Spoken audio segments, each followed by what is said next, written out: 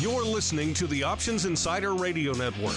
For more quality options programs, visit www.theoptionsinsider.com or search for Options Insider Radio Network in your podcast provider of choice. Listeners can also access all of our programming through our mobile app, available in iTunes and on Google Play.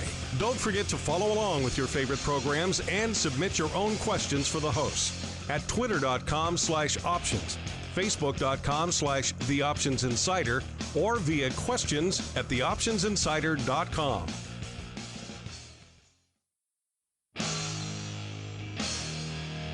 And now, it's time for the show that breaks down the options market. From unusual activity alerts to market updates and trading strategies. If it involves puts and calls, then our all-star panel will break it down. It's time to hit the option block with your host, Mark Longo from theoptionsinsider.com, and co-hosts, Uncle Mike Tosaw from RCM Asset Management, Andrew the Rock Lobster Giovinazzi, and Mark the Greasy Meatball Sebastian from OptionPit.com.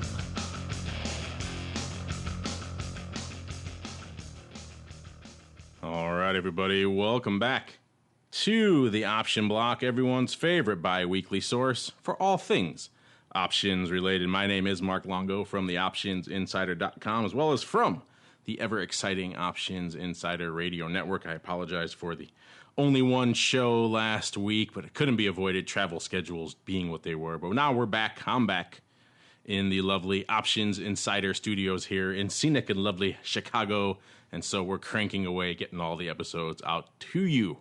And, of course, where can you find all of those episodes? Well, of course, mothership, the flagship, theoptionsinsider.com. Click on the Insider Radio Network tab, and bam, you are off to the races, sir and or madam. And, of course, you can also find them iTunes, TuneIn, Stitcher, pretty much wherever you find your favorite podcast programs. We're there, and if we're not, let us know.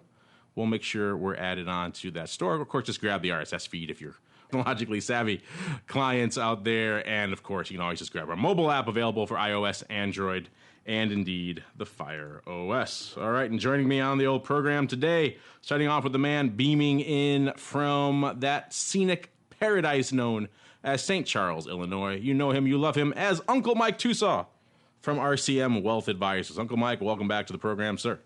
Always a pleasure to be here, especially on a 2% down day. We got a lot to talk about today. Yeah, I come back from Florida, and the world is apparently aflame. We will get to that in a minute. But first, let me introduce our other cohort beaming in from a tin can near you, listeners.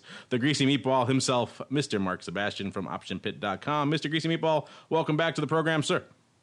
Hey, how you doing, Mark? Good to be here. I am doing fine, apparently much better than the market is today. So without further ado, let's get right to it. Let's dive right on into the trading block. It's time to break down the latest topics, trades, and trends in the world of options. It's time for the Trading Block. All right, everybody, welcome to the Trading Block. This is indeed the portion of the program where we break down what's moving, what's shaking in the old markets. We are recording this on Monday, June 29th, for all of you playing the home game out there. And the market's just closed, and as we alluded to there earlier, not a heck of a lot to love from the bullish perspective out there. Most of the major indices selling off fairly aggressively today. The S&P off 2%, as Uncle Mike alluded to, actually 1.9% closing on the day. So just a little bit of an uptick there towards the end. But otherwise, pretty aggressively on the downside, over 40 handles off to the downside. So fairly aggressive sell-off. The NASDAQ off 2.2%. On the day, so NASDAQ leading the charge once again to the downside. The Dow only slightly off, only 1.7% off on the day, or 311 handles as we record this right now. And of course, surprise, surprise, with everything and their mother selling off, we're going to get a little bit of vol coming back into that marketplace to the tune of 5 handles on the VIX cash. VIX cash ending the day right here at a little over 19 handle. Yes, you heard me right, listeners. 19.07 on the VIX cash. For those of you out there who love percents of percents, 36%. That one's for you there, Mark. Of course, just a crazy day. You know, we talked about it on the Vol Views program last week, what we might get coming out of the Greek deal. I don't think anyone really expected this. So crazy town. All the people saying, yeah, you know, that Greek thing kind of pretty much done, kind of wrapped up. Just some tasty, delicious tzatziki sauce to put on top of this deal and everything's done. And apparently not the case. The market not liking what it's seeing. Mark, maybe we'll start with you. We last chatted about this on Friday, you and I talking about what we might see coming out of the weekend. Let's see if the Greek deal actually was wrapped up. We might see a little bit of vol. If it wasn't, we'd see some vol as well. Not perhaps as much as we're seeing today. Did the scope of today's move surprise you? Not once we figured out what was going on. I mean, the guy didn't even, for the guy to say, well, I'm not even going to negotiate. I'm just going to put it up as a referendum, and then I'm going to campaign against it.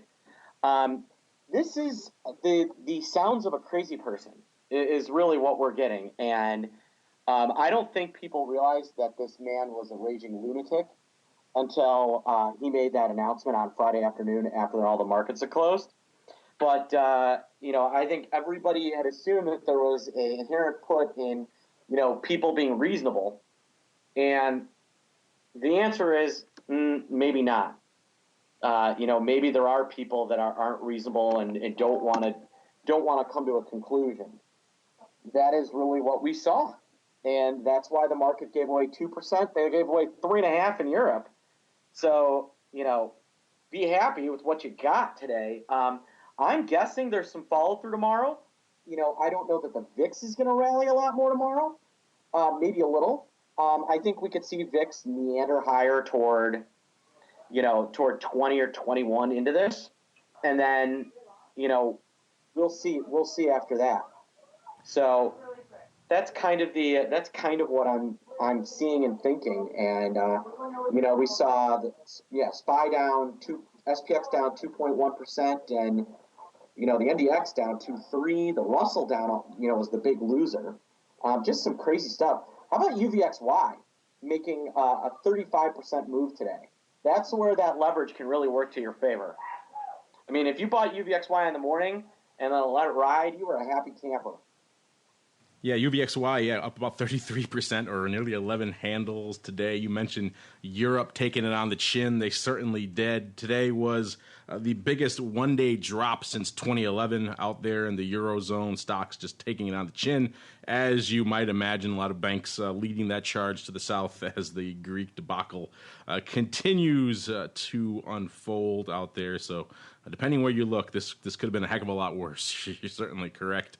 Turning our attention now to St. Charles, where everything is nice, even when the market is selling off. Uncle Mike, what caught your eye in the midst of today's pretty much sea of red?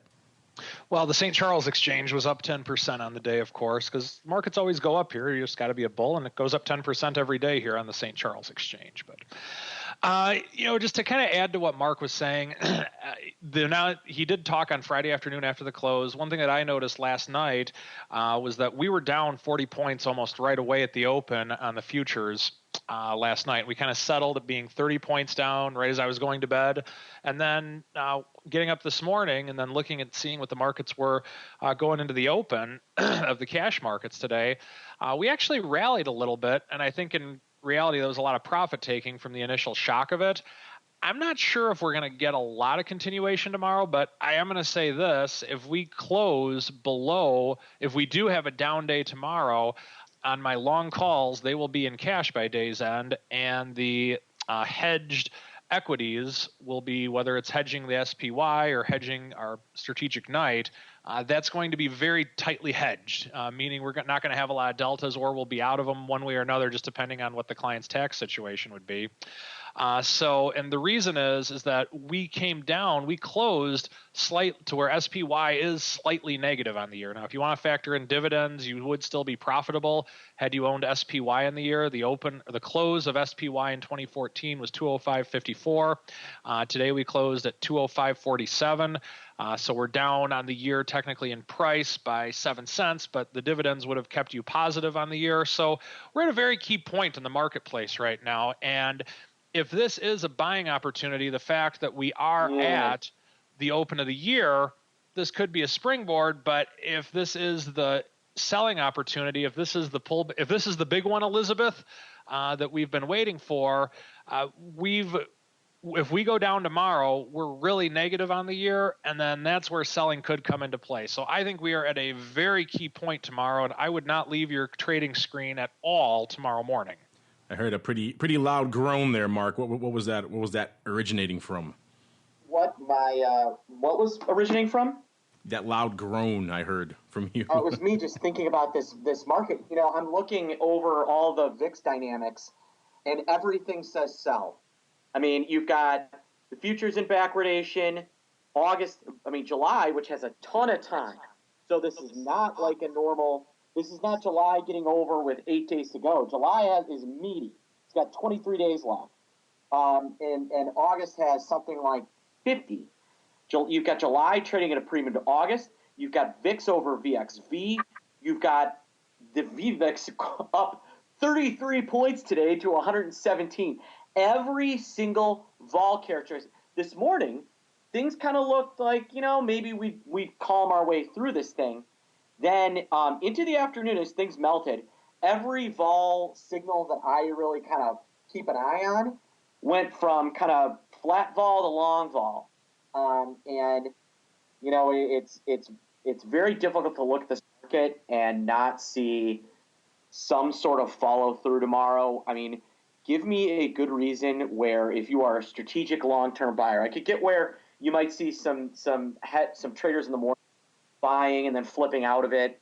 But if you are a strategic long, all right, so I'm a fund of funds, I'm a fund manager, I'm whatever, and we're 70 points off the all-time high, and we're flat on the year, and the VIX has just moved up 5 points.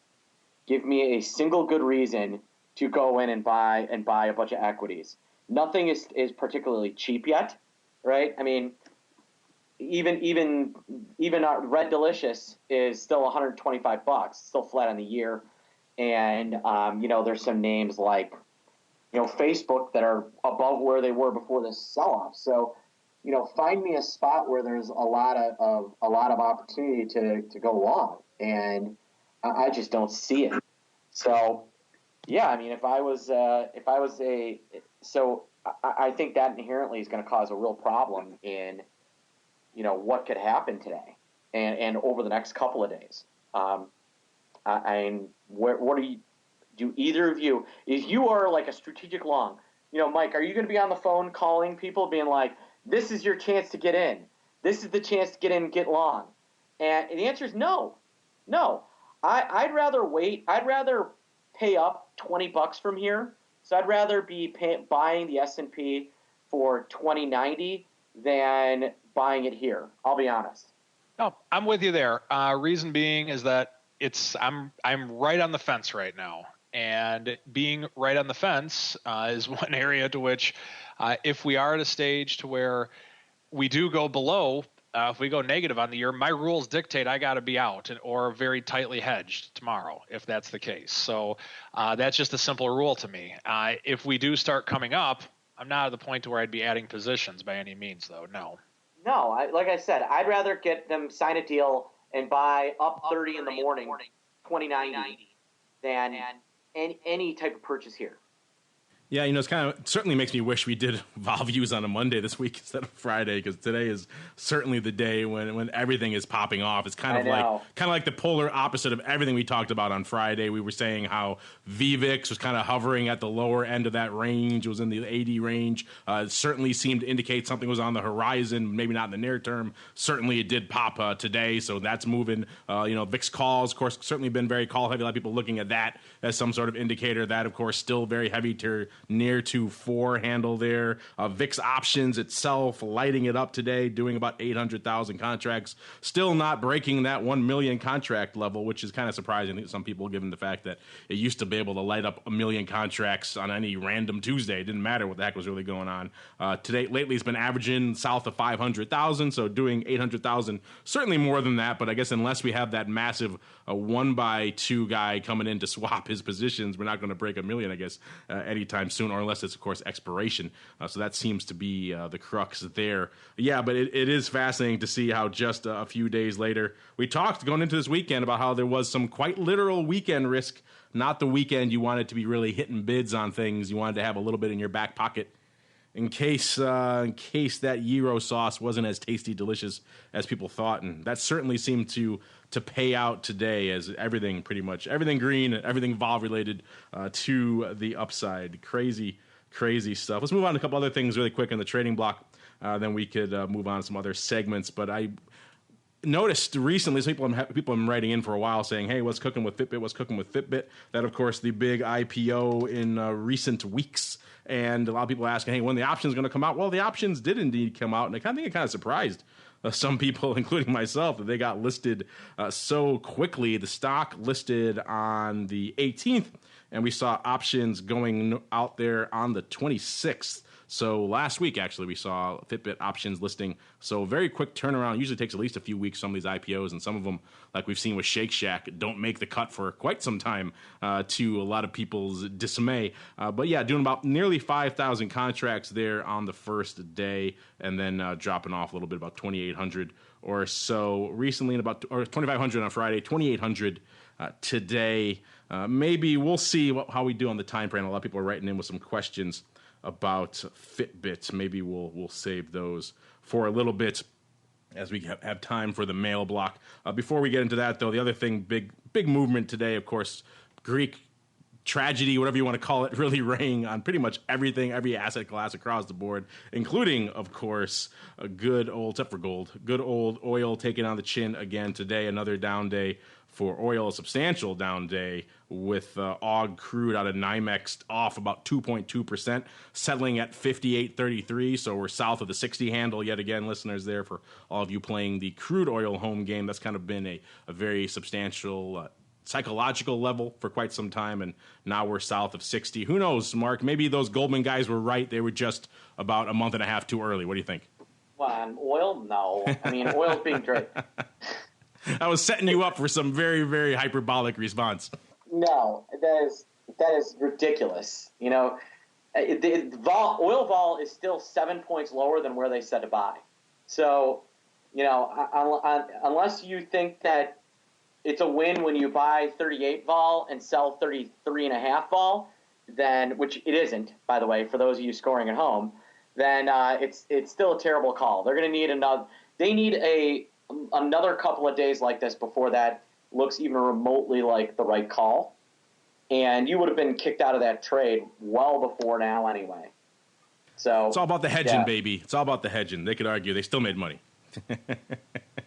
All about the delta hedges. As we move on, speaking of delta hedges, let's move on into that segment where we might profile a few of those guys, because it's time for the odd block.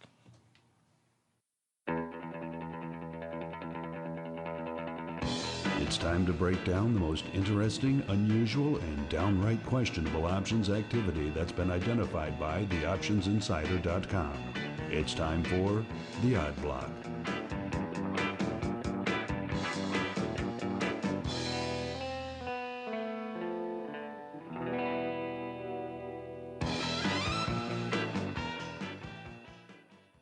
Everybody, that funky tune means it's time once again for the odd block, the portion of the show where we break down kind of the weird stuff that's catching our eye today. A lot of stuff popping off in the markets today, so no shortage of candidates for this segment. We're going to kick things off with some people bucking the trend out here, in particular US Silica Holdings, Inc., in particular SLCA, on the day when everyone else is selling off. SLCA rallying a little bit. One of the few greens on the screen, up about 40 cents or nearly 1.3% on the day. Its name closing at $28.80. This name also does about 4,000 contracts a day, so fairly decent volume for an odd block candidate. They're not doing 300 contracts a day like some of our other names we talk about here. Today, doing over 2x that, doing nearly 10,000 contracts today. And if you pull up a chain of SLCA, you'll see it jumping off the page at you exactly what was the trade du jour. If in case you're curious, about 34-1 calls over puts out there in SLCA today. That should show you where all the love was. Yes, it was call palooza out here in SLCA, in particular the July 30. So some near-term upside call love. We started off the day with about 2,400 going up. Paper buy-in for 70 cents. That went up in one block on the SIBO as the day went on. More love piling in to this strike to the tune of nearly 9,000, 8,825 to be exact. Paper buy-in for a variety of prices. That initial 70-cent fill looking pretty good as the stock rallied and the vol exploded. They're 80 cents at 90 right now. Only 700 contracts open on the strike, so clearly opening paper out here. So we got some kicking off the odd block today with some pretty near-term, pretty aggressive upside love here in SLCA. Looking at a recent chart, it wasn't too long ago that they were trading well north of the 30 handle. In fact, trading 38 back in early May and about that level again in April. And then since then, they've kind of been on the downward end of the trail. Still over 30 not that long ago, just a few weeks ago. So this person out here obviously thinking that the near-term sell-off we've seen in SLCA, very overdone, and it's going to correct, and it's going to correct pretty quickly to the tune of 9,000 contracts to the upside. Mr. Sebastian, kick us off here, sir. What's your take on buying up all the near-term upside here in SLCA? You know, my question is was it more? Now, SLCA actually was bucking the trend. It was up a little bit today. You know, my question is, was this an actual, based on the chart of this thing and how ugly it looks, you got to wonder whether this is a guy hedging a short position, saying, you know, this has worked. My short position has worked out pretty well for me. What if I bought some calls and held on to my short, you know, just kind of reduced my delta? Maybe he did it that. Maybe that's more what he was doing. You don't know for sure, but that does not look like the type of chart that I'm going to buy calls in. That's just me. But then again, you know, I'm a logical person. I never accused you of being a logical person, sir. But was that a little bit of technical analysis that I just heard? It's not the type of chart that I would buy calls in. Our listeners are going crazy. It sounded a little bit like technical analysis. I hear a technician over there. I'm trying to think like the customer. I'm not actually doing technical analysis, but if I was a techie, if I was into technical analysis, which I'm not, I would think that maybe these are long calls against a short position. But then again, if you looked at a lot of this was in small pieces, it definitely could be like some newsletter or something. That would be my other idea. That's kind of how I was leaning for the second kind, because, you know, this has a lot of the hallmarks of a newsletter trade. You know, you get the first chunk out of the way, front run your customers, and then the lemmings come in afterwards, buying a dozen here or a few hundred there, depending on how big they are of a lemming. And it kind of piles in from there. That's a lot of size for the lemmings to do. That's a pretty sizable newsletter there. So. Yeah, but there was a lot of trading after the fact, and that's where it could be like one block trade. Then like you said, the lemmings. Isn't there anything else that jumps off a cliff when there's too many of them besides a lemming? Maybe ancient mastodons when the Neanderthals were hunting them. How about that? Oh, sure. So they could also be ancient ancient mastodons. Ancient mastodons. That probably sounds a little bit more manly than lemming. It does. So, all right. I wish lemurs did that so that we could make jokes about lemur stink and things like that. Yes, I'm sure all of our listeners are very happy that lemurs don't, in fact, do that, so we can avoid those comparisons. Instead, move on to our next victim in here. This is actually a newcomer to the odd block. This is good old Yandex NV. To know a name I can't start my day without checking. Ticker symbol YNDX. The name closing today off $1, so taking it on the chin like everybody else, but more so, off about 6% to a little under 15, handle actually $14.84 to be specific. This is the name that does about 4,300 contracts a day. So again, another one does some decent options volume actually, and doing about nearly 14,000 today. And a lot of that coming in just all kinds of a funky upside love here, I guess, Mr. Sebastian. We kicked it off on the website with the July 17s going up. Looks like paper buying for 15 cents, 1,058 times. As the day went on, we saw a total of 3,390 going up on that strike for a variety of prices. Again, on no open interest, 56 contracts. We also saw that wasn't enough love. We also saw the July 16 halves going up for about 4,500 times, again on pretty much zero open interest. And the July 16s also going up about 1,500 times for a variety of prices as well. So it looks like the lion's share of that appears to be buying implied vol on all those strikes, as much vol as there is in July. Of course, July still has some time left. Certainly up on all those strikes. Also saw 1,300 of the July 17 puts going up as well. Perhaps a bit of a combo going up there or a straddle. 3,500 open on the put side of the fence, even though not much really open on the call side. So yeah, just a lot of size pretty much across the board out here in Yandex, and kind of a bit of a head scratcher, maybe a Christmas tree, maybe just your old multi-leg mega stupid on a ratio. Call it what you will. Mr. Sebastian, what would you call this aside from crazy paper? Well, I mean, you're the expert on multi-leg mega stupids. I sling them all day long, baby. Yeah, no, this is just this one's like a funky one. It does some weird paper. It's an ADR. I forget where are they out of? I mean, this is just one of those, maybe there's like one investor.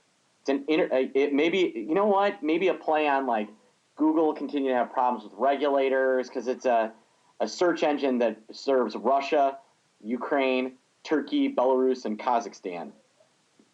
All my favorite regions.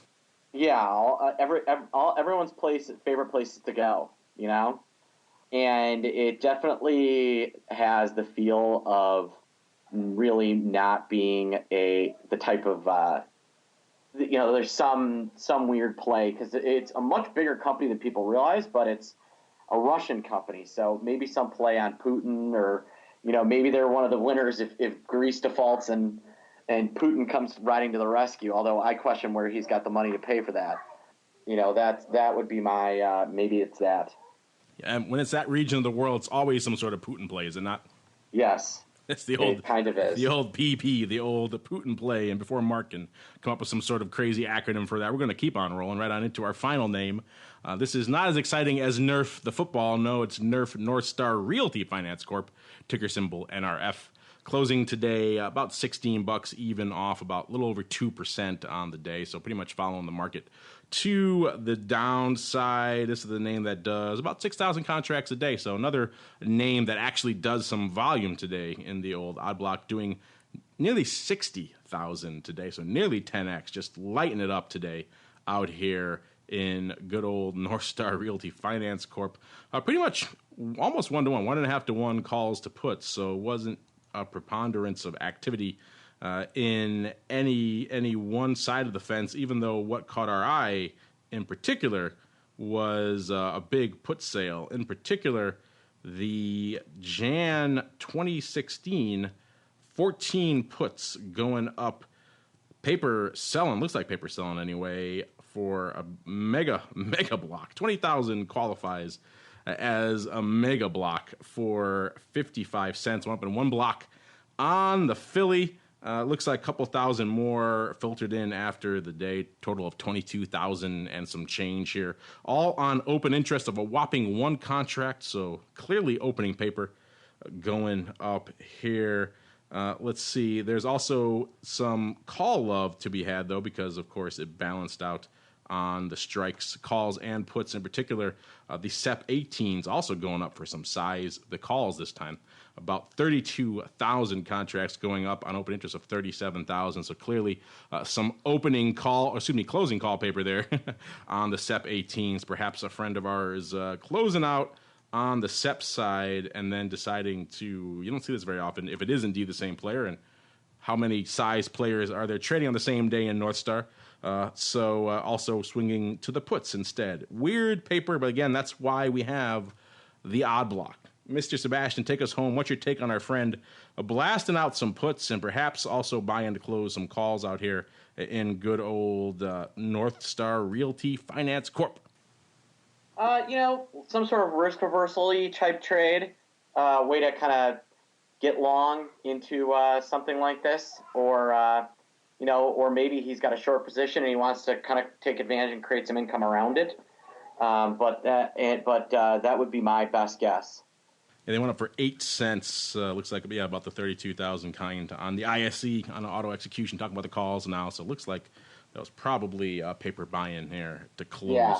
If they're buying calls and shorting puts, it could be risk reversal-y, or it could be some sort of people don't realize there are people that short stock and short puts, and as a way of kind of creating income and playing an underlying to drop the other way. It happens a lot. And, then maybe he's buying those cheapy calls as some sort of hedge. Short and puts, short and stock. We're all about it here on the old odd block. All right, and on that note, we're going to keep on rolling right on into the strategy block. It's time to dispense options wit, wisdom, and education. It's time for the strategy block. All right, and welcome to the strategy block. It is indeed Monday. That means it's time for some strategery. This is the portion of the show where we turn the reins over to Uncle Mike. He grabs his smoking jacket, his bubble pipe, his stone tablets, and whatever other options or non-options related accoutrement he can summon at the last minute, and he sits down by a roaring air conditioner to dispense some options, wit, and or wisdom. Uncle Mike, a little bit of wit, a little bit of wisdom. What do you have in store for us today, sir? Well, first off, air conditioning in St. Charles, we create our own weather. That's true. That's true. You have that nice dome you all live under, so it's kind of like one big AC. Well, it's really not a dome. It's just that God takes care of St. Charles in ways with which he doesn't the rest of the world, I think. So Truly, you are the chosen few. Anyway, before I get struck by lightning here, today what I want to go through is just my trading on the day-to-day, or just kind of my lack thereof, I should say, or why I didn't trade. Going into the open today, futures were down, but not that large of an amount, but nonetheless they were down, and so I was considering selling a put spread. Because of the fact that markets are down. What the heck? Markets always come up, as we well know. I'm the world's most adamant bull that there is, so what the heck? Why not sell a put spread? Vol's up. I've gone over the setup as to why I would do it on many, many, many occasions on this show, and so why didn't I do it today? Well, the obvious reason is Greece, but I want to look at this price action that we had throughout the day today as well. Even if we would have had a little bit different price action, I still most likely would have stayed out because of Greece, but what I would like you to do right now, if you are listening at home, if you are able to, or if you're listening on the train or wherever, if you have access to a daily chart of Monday, June 29th, just look at either the 1-minute price bars, the 3-minute price bars, or the candles, whatever it is you look at. And I want you to just kind of take a look at how the market reacted during the day today. One of the things that I've often stated on this show is I don't like to get into new positions the first hour of the trading day. And today was a classic example of it. If you just look at the trading in the first hour of the day today, we rose from 8:30 and this is Central Time that I'm talking right here, till about 8:50. Pulled back a little bit, and then we didn't quite test our highs again a little bit after 9 o'clock, but we did get close to them again. And then the market just basically went straight down the rest of the day. It had a couple of times where it came up a little bit, but it pretty much went straight down the rest of the day. What I really believe was happening in the first hour of the day, I'm watching news, I'm doing a lot of things, but the bottom line is of what I think it was a lot of people a lot of the shorts taking profits from their short futures positions that they created overnight. If you look at what the market did, the futures market did on Sunday night, it was down. It was down almost right away. I think it opened down a little bit over 40 points in the S&P, and that settled a little bit at the minus 30 point level for a while. And then ultimately overnight, it rallied a little bit, but in the first part of the market open, the cash market open in the morning today, I really believe that was profit taking. And so the reason with which I did not get in was one of my trading rules. And I can't say that I always follow this, but I really, really try to avoid getting into a new position in the first hour of the day. Just because of the fact that stuff like this happens. A lot of times crazy things happen, especially on a Monday after you have a big announcement over the weekend about Greece. So I stayed out today, and I'm very thankful with which I did. If it wasn't for Greece, or if it wasn't for this price action, I probably would have sold a put spread today. But one of the things with which I tell people when I stay out of the market, well, when are you going to get back into the market? And my answer was today was, well, not today. When things are going straight down, it's not in your best interest to try and catch a falling knife. Now, we talked a little bit earlier on the show, Mark and I did in the trading block, about when we would buy again. I'd want to see a little bit of upside before I would sell a put spread again into this. And yeah, I understand that the vol would not quite be there and I would be getting filled at a worse price. But if this is the case, if we just kind of continue to go straight down, the other trading rule and it's very advanced, it's my not today rule, to where if the market is just tanking left and right, then I don't think it's wise to try and sell puts, especially when we have a news event like Greece going on at this point. Folks, be patient. And the reason I say be patient is because if you are a bull like me, which you might exist out there, you never know, I don't think that right now is the time to start buying with everything that you have. I think you need to be a little bit more cautious. And I always tell people I'm long-term bullish but short-term cautious. And right now, I'm leaning to the cautious side. The other thing with which I'm looking to do tomorrow is if we are negative on the year, if we have like approximately a 10-point down day tomorrow, I'll probably be doing this towards the end of the day because I do want to give the market every chance to rally during the day. But if we are down towards the end of the day tomorrow, then I'll likely be getting out of my long calls just because of the fact that another one of my rules is that if we're negative on the year, I don't want to be in them. And then once we go positive, I might get back in them, but we'll see. But my point is that I don't think it's really prudent to be getting very long right now. However, you will get your opportunity again at some point. I'm the bull, I promise you. And that is the strategy block for today, Monday, June 29th. Well said, Uncle Mike. A lot more flirtations with charts on today's episode, so all the technicians out there will be happy today that we at least touched very, very ever so slightly. Both of them will be happy, huh? Yes, all two of them will be happy. And of course, that's it for the strat block, and now it's time for us to keep on rolling right on into a little quick mail block. It's time to take your seat on the All-Star panel as we read your emails, tweets, Facebook messages, website comments, and much more. It's time for the Mail Block.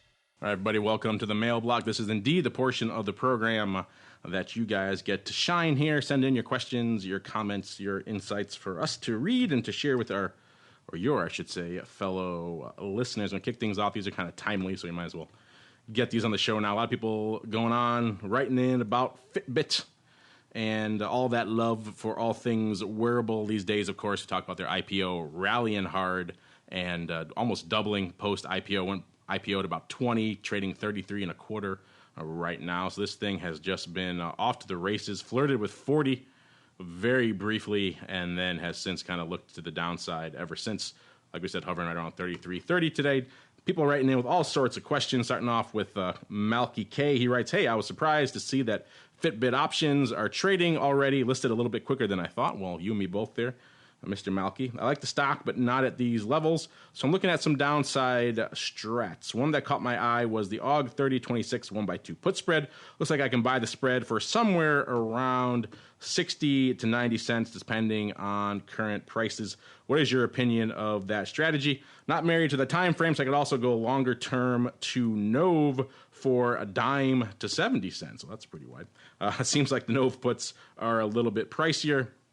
I'm assuming he means the longer side of the put wing because that's why he's getting that cheaper spread. He goes on to say, seems like NOV puts are a little bit pricier. Before you say it, I know that this strategy can potentially get me long the stock from 26, but I'm more comfortable with that price level than 33.5, and I would have all the profits of my spread to reduce the effective purchase price of the stock to the low 20s range. I'm just pulling up those strikes he's talking about here as we speak. He's looking at the 30-26 put spread on the downside. And of course, yeah, those spreads are a little wide, so it does take a little bit of finesse on what you can get off. I don't know if a dime is realistic for the NOV kind, maybe closer to 30 or 40 cents. Certainly you can get it off by 70 cents. So if you can get it in that 40 to 70 cent range, that's certainly the more attractive of the two for me. You certainly get a lot more time frame for it, and you also get a nice, as you mentioned, a nice attractive little cushion to the downside. If you can leg into that spread, you got about get it about 50 cents, let's say, for hypothetical reasoning here. You got about 350 then on that spread to work to the downside. So you're in then at about 22.5, which is not that bad, and only a little bit higher than the IPO should this thing fall apart, fall out of bed, and you end up owning the stock, wearing the stock on that spread. So that's not a terribly unattractive level. If you can stomach the 50 cents for it, I certainly like the NOV better than the AUG kind. Mr. Uncle Mike, we'll start with you. What's your take here on this potential NOV risk reversal, or perhaps, not risk reversal, ratio put spread, or perhaps another strategy you maybe like better? I like the strategy. I don't necessarily like the stock selection for it, though.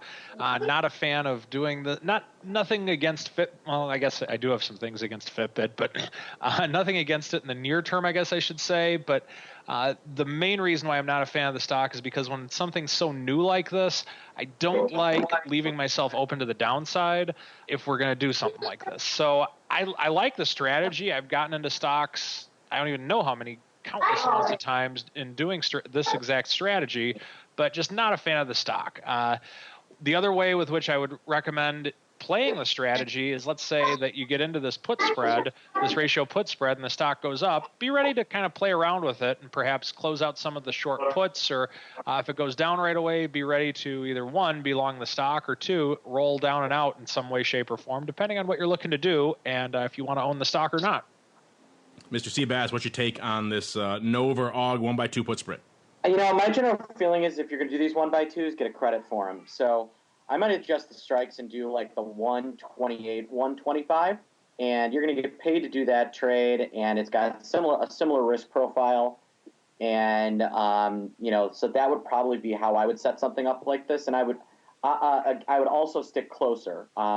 I don't like 1x2s as kind of a long-term trade. I'm more of a fan of a nearer term trade than the long stuff.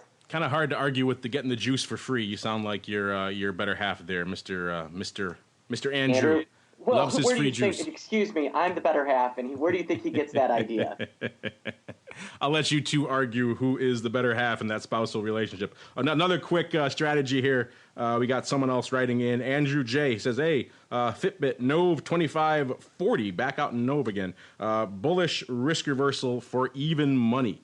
Thoughts? So clearly selling the 25 put, buying the 40 call. Let me pull up my NOV to see if that's even realistic at these current levels. 40, that's you got to really love yourself some Fitbit. Yeah, no way. Yeah, no way. I'm less of a fan of this one, obviously. Don't this trade. That's an awful trade. Go back and go buy the second edition of Sheldon Natenberg's book. Read it, then execute that trade. I definitely like the first guy's option better than this guy. Yes, the first guy's trade, fine by me. You decide on the stock. Second trade, paying for a risk reversal, terrible idea. And that's the way that paying for a short put long call position is almost never a winner. Well, he was thinking doing it for even, but still, I can see where you're coming from. Mike, I'm assuming you agree with the no love on the risk reversal. Yeah, not a fan of this one. I mean, the purpose of doing something, you're complicating something that really doesn't have to be that complicated. If you want to do that, all you're doing is just trying to sound cool because you're trading options. Just buy the stock if that's what you're going to do, and keep it simple. Yeah, I don't like any of those strikes, any of those prices. not attractive at all. So yeah, I think of the two, I think Malki's suggestion of the Nove was the winner, unless you want to go with Mark's alternative. He's breaking the rules though. He's changing the strikes. He's changing it up. I'm trying to keep with what the listeners are suggesting, and he's making his own trades. And what fun is that? Got to stick with the strict rules that the listeners send in. Okay, we're kidding. We love to do custom strategies as well. Great questions. Now it's time for us to keep on rolling right on into Around the Block. It's time to tell you what we'll be watching on our trading screens until the next episode. It's time for Around the Block. All right, everybody, welcome to Around the Block. This is indeed the portion of the program where we break down what we're keeping an eye on for the rest of this week. And I think, surprise, surprise, not a heck of a lot of surprise here in that we're all kind of watching the Greek debacle unfold. As you said at the top of the show, kind of how we open tomorrow is going to send a lot of signals for the rest of the session and the rest of the day. We closed kind of close to the lows today here in the S&P, so that doesn't really bolster a lot of confidence that there is a rally in the near future. That said, if we open up in the futures tomorrow with a little bit of a bounce, that may, again, get some of the bulls to have some confidence to get back in, or as Mark was alluding to earlier in the show, if we do indeed start trending south and a lot of these bulls can't find a reason to dive in here and stem the bleeding, we may have another day of downside movement. And who knows, perhaps all those VIX call buyers who were getting into the 20 handle and 23s and 26s, maybe they'll actually see some love here in the near future. Mr. Sebastian, we'll start with you. What are you looking at for the rest of this week, sir? Yeah, I mean, you've got the Greeks crisis, and you still have non-farm payrolls that matter because people are then going to watch interest rates, and this could be an ugly week. I would be at this point. I think we'll probably see the VIX get above 20, maybe Wednesday or Thursday at some point. That's kind of the way things are setting up. Mark, what we really need is a Grecian urn. Perhaps an ode to a Grecian urn, or perhaps some Grecian formula. Either one will work. No, a Grecian formula, but truly a Grecian urn. Yes, some poetry allusions here. That's what you tune in to the odd block, or the option block, I should say, for. Mr. Tosaw, save us, sir. What are you watching for the rest of this week, sir? Well, just aside from what Mark had mentioned, we're at a key number right now, and that we're right at being flat on the year at the halfway mark through the year. So I think that it's one to where if we go below it, we could go a lot further. But if for some reason we hold it, then this could be a buying opportunity. I have never been more on the fence all year than where I'm at right now, but I'm prepared to react whichever side of the fence with which we may fall. The other thing with which to mention this week is it is the 4th of July, so it is a holiday week. So what's scary about something like this is when we have a catastrophe like Greece happening on a holiday week like this week. So we could get a lot of movement from a lot of people that don't necessarily have as much influence as they normally do because of the fact that some of the big money might be on vacation for a little bit, but not a lot of it. So I don't know. I think that with the fact that it's a holiday week could definitely add to the complications. Yeah, thin markets this week. This is usually the part of the week where we start saying, hey, watch for the vol to erode swiftly out of the marketplace. Don't think we'll be seeing that unfold this week. Just a wild guess here on my part. Not a lot of people really scrambling to hit the bids on vol, at least not yet. So we'll see how the truncated holiday week impacts this going forward. Either way, that's all the time we have here for the Around the Block segments. Also all the time we have for this episode of the Option Block. But before we go, as always, let me check in with each of my cohorts here on the old ASP. See what they're cooking up that may interest you. Starting with you, Mr. Uncle Mike. What's cooking in the land of RCM? Lots of things are always cooking at RCM because we like to cook. But the main thing that we're still talking about right now, we're We're still taking advisory clients in at this stage, but one thing that we're really focusing on at this time of year is that we have a lot of demand for self-directed traders. If you are interested, at RCM, we have over $100 million of assets under management, so we have a discounted commission rate at both TD Ameritrade and Thinkorswim. If that's something with which you would be interested in trading through us, whether you are a large hedge fund or a small-time trader, no account is too small. Well, I guess there's some accounts that are too small for this specific deal, but nonetheless, either way, give me a call. Would love to chat with you and see how we may be able to help you on such an issue if you are trading your own account. My phone number is 312-212-3531, or send me an email at mtosaw@rcmfs.com. And not for nothing, but these might be the times you might want to think about calling a guy like Uncle Mike, because if we do indeed continue to the downside here in the marketplace, that's when guys like him kind of prove their mettle, and all that protection they've been paying for all this time starts to pay off, and you tend to dramatically outperform to the downside. So you want someone out there who can help manage your risk, manage your downside, and also pay for it at the same time. And Uncle Mike can certainly do that, so give him a call if you haven't already. All right, and the Greasy Meatball had to head off to get another layer of grease, so I will do his plug for him. Head on over to optionpit.com to check out all the cool stuff they have there, including optionpit.com. I believe the URL is /calendar trading. You can check it out for yourself, all the cool stuff they have going on over there.